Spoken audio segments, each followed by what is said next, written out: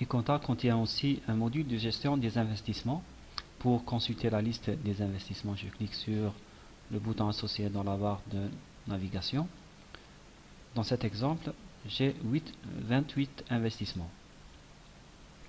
Tous les investissements sont codifiés et peuvent être gérés en deux langues différentes.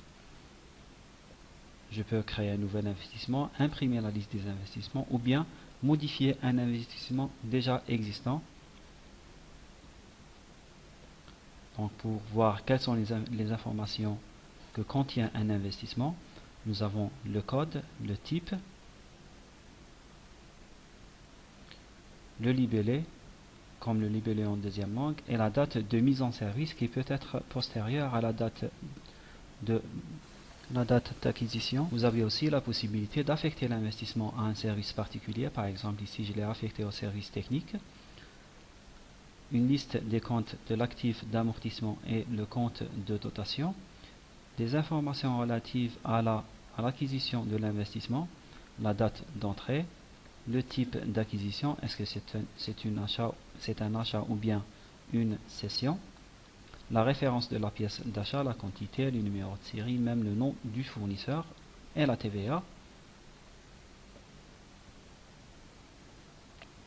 Aussi, vous avez la possibilité d'entrer la date de sortie, le type de sortie et la référence de la pièce de sortie. Vous avez aussi le volet des amortissements.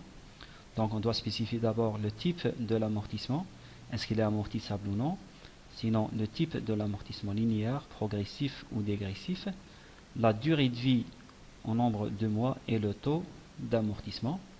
Dans cet exemple, la durée de vie est de 120 mois, c'est-à-dire 10 années, et la date d'entrée ou bien de comptabilisation de l'investissement.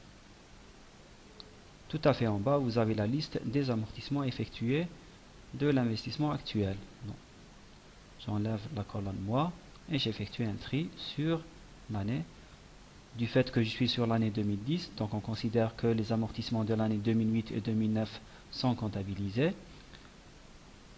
Le logiciel m'affiche aussi l'antérieur des amortissements et l'amortissement actuel en valeur et en pourcentage.